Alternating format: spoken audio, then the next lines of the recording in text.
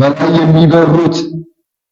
የሚበር አውሮፕላንን በመሬት የሚሽከረከርን መኪና በቤት ስራን የሚያቀሉ የቴክኖሎጂ ውጤቶችን መጠቀም የማይችል ለሀገርም ለወገንም ለህዝብም ለመንግስትም ሸክም የሆነ ትውልድ ይዘን አላሁመ እንሱር الاسلام والمسلمين በፍጹም ሊሆን አይችልም። ሁሉም ሙስሊም በስርዓት ትምህርት ቤት ገብቶ መማር አለበት። ሴቱም ወንዱም ዲኑን አኽላቁን ጠብቆ አላህን አክብሮ ነብዩን አድንቆ ሰለላሁ ዐለይሂ ወሰለም እስልምና ጀነት የምንገባበት ትክክለኛ ጎዳናነቱን ተቀብሎ ለራሱም ለቤተሰቡም ለሀገሩም መጥቀም በሚችልበት መልኩ በስርዓት አስቦ ቁጭ ብሎ ትምህርቱን ተምሮ የማትሪክ ውጤት ሲመጣ በገሌ ፕሮፌሰር በምናምን ማሳበብና ማመካኘት ሳይሆን እኔም እንደ ሐሰን ምቀኛ እንዳለ እየተገነዘብኩ አውቃለሁ። የት ቦታ ላይ ችግሮች ሊፈጠሩ እንደሚችሉ ግን የቻልነውን ያህል ትምህርት ላይ ብንጎብዝ ለዲኑ እንኳን እድገት አስተዋጽኦ ማድረግ እንችል ነበር። የዲን ትምህርት ዜሮ፣ አካዳሚ ትምህርት ዜሮ፣ የአስተሳሰብ ምጥቀት ዜሮ። ከዛም በኋላ ይህንን ኡማ 2 ቢሊዮን ሙስሊም እንዴት ነው የሚረዳው?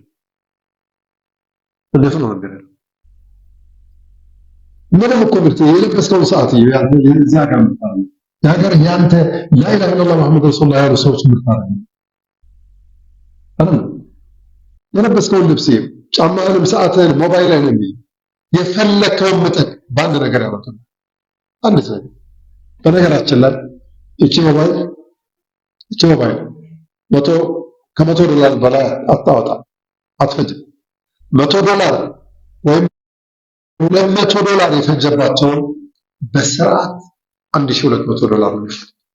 $1200 አይፎን እንደዚሁ ሳምሰንግ የመጨረሻው እንትን $1280 $1280 ማለት $1000 ነው ያተረፉበት። $1000ን 2 ቢሊዮን ሙስሊም ቢገዛው $1000 ሲባዛ $1 ቢሊዮን ሰው ገጠርም ነው ያለው ህፃንም ነው ብለህ 1 ቢሊዮን ሰው ሞባይል አዲስ ቢገዛ 1 ቢሊዮን ሲባዛ $1000 እትየለኔ የሆነ ብር ነው የሚመጣው። ያንን ሰብስቦ አንተን ያከፍልብሃል። ያንን ሰብስቦ ሌላ ነገር ይሰራብሃል። የራስህ ኔትወርክ የለህ፣ የራስህ ኮኔክሽን የለህ፣ የራስህ ሶፍትዌር የለህ። ሶፍትዌር ምን አለበት እዚህ የሚነግዱት ሰዎች በሶፍትዌር ቢነግዱ ራሳቸውን ሂሳባቸውን ሀገር ውስጥ ገበያ ያለውን ግንኙነት ያለውን የስራ ሁኔታ በቃ ዘመናዊ በሆነ መልኩ ቢያደርጉት እውቀቱን ቢይዙት ምን ችግር አለ? የማኔጅመንት እውቀት የለም፣ ቴክኖሎጂ አጠቃቀም አንችል። ከዛ በኋላ ሄደን ሰው ጋር ማለት አይሆንም። ነስሩ እንዴት ብሎ ነው የሚመጣው?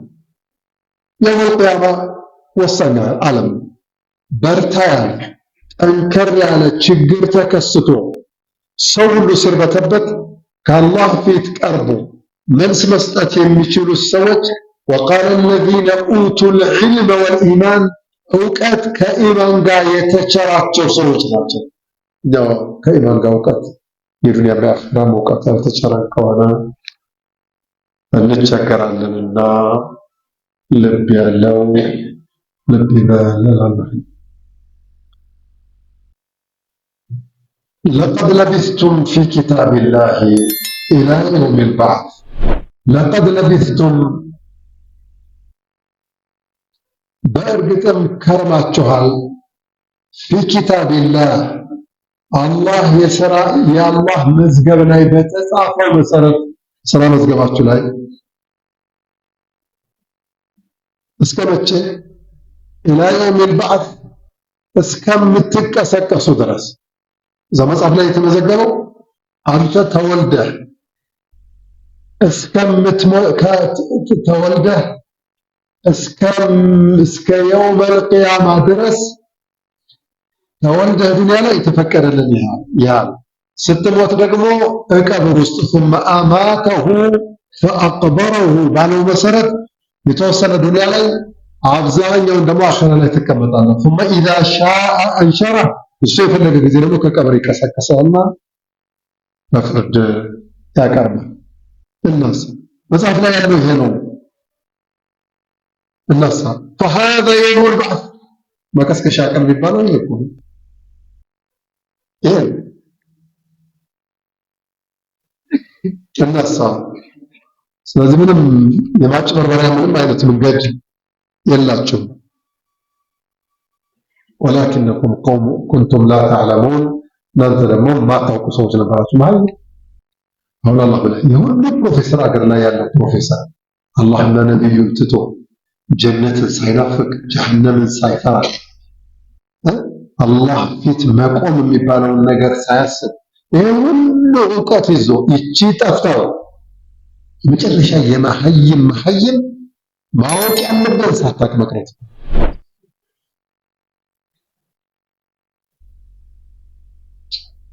እና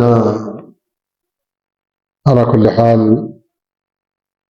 ይሄ ነገር ይከሰታል። ምንም ጥርጥር የለውም፣ ሸርክም የለውም ይሄ ነገር